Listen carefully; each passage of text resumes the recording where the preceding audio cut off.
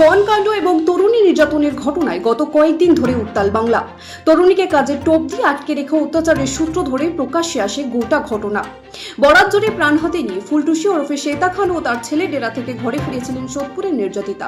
এরপরেই তাকে ভর্তি করা হয় হাসপাতালে। তারপরেই প্রকাশ্যে আসে ফুলটুসি ওরফে শ্বেতা খান ও আরিয়ান খানের কীর্তি। সোদপুরের বাসিন্দা নির্যাতিতার থেকে পাওয়া তথ্যের ভিত্তিতেই শুরু হয় তদন্ত। শ্বেতা খান ও আরিয়ান খানের খোঁজে চিরুনি তল্লাশি চালায় পুলিশ। কয়েকদিনের ব্যবধানে অবশেষে হদিশ মিলল গুণধরের। বুধবার সকালে গল্ফগ্রিন এলাকা থেকে গ্রেপ্তার করা হয় আরিয়ানকে। তার বোন জোয়াও পুলিশের জালে বলেই খবর। বারুইপুর থেকে গ্রেপ্তার করা হয়েছে তাকে। বুধবারই অভিযুক্ত আরিয়ান খানকে ডোমজুর থানায় নিয়ে যাওয়া হয়। পৃথক অভিযানে আটক করা হয় শ্বেতার মাকে। তাছাড়াও পলাতক মহিলার বছর তিনেকের কন্যা সন্তানকেও কলকাতায় এক ব্যক্তির বাড়ি থেকে উদ্ধার করে পুলিশ। অনেক জায়গায় রেড হয়েছে, তো ওখান থেকে আমরা নাকি গল্ফগ্রিন পিএস এরিয়া থেকে আরএন কে অ্যারেস্ট করা হয়েছে। যা ইনপুট ছিল আমরা সেই ভিত্তিতে রেড করেছি और এনাকে আরএন কে ধরেছি। जो कंप्लेंट যা আছে वो अटेम्प्ट टू मर्डर है एंड ग्रीवियस हर्ट है, आउटरेजिंग मॉडेस्टी है against Shweta Khan, against Zoya Khan and Aryan Khan. একটা পর্নোগ্রাফির তথ্য উঠে আসছে, পর্নোগ্রাফি করানো হতো জোর করে। অ্যাজ পার কমপ্লেন্ট ওখানে বার ডান্সিং জন্য লেখা আছে। অ্যাজ পার কমপ্লেন্ট লেখা আছে কি একটু অ্যাসিস্ট করা হয়েছে যখন কমপ্লেনেন্ট কে পীড়িত করা হয়েছে, অত্যাচার করা হয়েছে। ওরও নলেজ আছে পুরোটা। ও কি ধরনের অত্যাচার বাড়িতে করছে? থাকতো।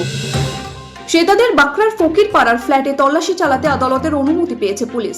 ওই ফ্ল্যাটেই উত্তর 24 পরগনা সোদপুরের তরুণীকে আটকে রেখে শারীরিক অত্যাচার ও যৌন নির্যাতন চালানো হয়েছিল বলে অভিযোগ। জানা গিয়েছে তাকে ইভেন্ট ম্যানেজমেন্ট সংস্থায় চাকরি দেওয়ার টোপ দিয়েই মাস 6 আগে ডেকেছিলেন আরিয়ানি। সমাজ মাধ্যমে আলাপ হয়েছিল তাদের। তরুণীর পরিবারের অভিযোগ, ইভেন্ট ম্যানেজমেন্টের চাকরি দেবেন বলে তাদের মেয়েকে জোর করে পানশালায় কাজ করিয়েছিলেন আরিয়ান এবং তার মা শ্বেতা। পরে পর্ন ভিডিওর অভিনয় করানোর চাপ দেওয়া হতো। রাজি না হওয়ায় তরুণীকে অকথ্য অত্যাচার করেছেন মা ছেলে। বাঁকড়ার ফ্ল্যাটে আটকে রেখে দিনের পর দিন তাকে শারীরিক এবং মানসিক নির্যাতন করা হয় বলেও অভিযোগ। গত শুক্রবার লুকিয়ে ওই ফ্ল্যাট থেকে কোনোভাবে পালিয়ে বাড়ি ফেরেন তরুণী। তারপর থেকেই তিনি চিকিৎসাধীন। বর্তমানে সাগর দত্ত হাসপাতালের আইসিইউতে তাকে রাখা হয়েছে। পরিবার জানিয়েছে তরুণীর শারীরিক অবস্থার অবনতি হয়েছে। এর মধ্যে অভিযুক্ত শ্বেতা এবং পুত্র আরিয়ানের নানা কীর্তি সামনে এসেছে। বাঁকড়ায় শ্বেতার প্রতিবেশীরা তার বিরুদ্ধে নানা অভিযোগ করেছেন। বিরাট একটা লজ্জাজনক ঘটনা। এই গ্রামে আমরা থাকলেও আমরা এর বিন্দু পরিমাণ জানতাম না আগে থেকে এরকম ঘটনা ঘটে, কিন্তু এই জিনিসটার সাথে জড়িত আমরা আগাগোড়া জানি। এ নিয়ে আমরা অনেকবার অভিযোগ করেছি। অভিযোগ করতে আমাদের ফালতু কেস দিয়ে দিচ্ছে। ওই যেটা চলছে সেক্স র্যাকেট চালাতো, এখানে নিয়ে এসে চালাতো, কিডন্যাপ করা, এইসব কাণ্ড ওর আগাগোড়াই হয়ে আছে। আজকে এটা নতুন না, যুক্ত ছিল, কিন্তু আমাদের পাড়ার লোক ওকে কোনোদিন সমর্থন করিনি। কেন একটা খারাপকে কোনোদিন কেউ ভালো চোখে দেখে না, তাকে সমর্থন করবে না। আজকে আমরা বাইরে বেরোতে পারছি না কেন এই লজ্জাজনক ব্যাপারে। প্রোডাকশন হাউস খুলে পর্ন ভিডিওর ব্যবসা করার অভিযোগ মা ছেলের বিরুদ্ধে। অভিযোগ, কাজ দেওয়ার নাম করে তরুণীদের নিয়ে গিয়ে দেহ ব্যবসা করানোর। নির্যাতিতার পরিবারের তরফে থানায় অভিযোগ দায়ের হওয়ার পর থেকে মা ছেলে বেপাত্তা হয়ে যান। তাদের খোঁজে বিভিন্ন জায়গায় তল্লাশি চালিয়েছে পুলিশ। জানা গিয়েছে গোপন সূত্রে খবর পেয়ে গল্ফগ্রিন এলাকা থেকে শ্বেতার ছেলেকে পাকড়াও করে পুলিশ। ডোমজুর 396 নম্বর কেসে আজকে একজন এফআইআর নেমড অ্যাকিউজ পারসন, যার নাম আরিয়ান খান অ্যালিয়াস আরিয়ান আহমেদ, ওনাকে অ্যারেস্ট করেছে আমাদের ডোমজুর থানার পুলিশ। ওনাকে অ্যারেস্ট করা হয়েছে, আজকে প্রোডাকশান করা হয়েছে লার্নেড সিজিএম কোর্টে হাওড়াতে।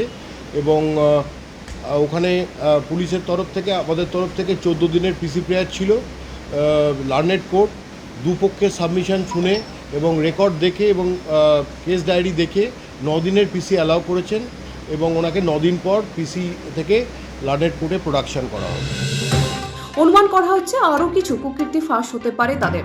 তদন্তকারীরা জানতে পেরেছেন শ্বেতা ও আরিয়ান খান বছরে একাধিকবার বিদেশ যেতেন।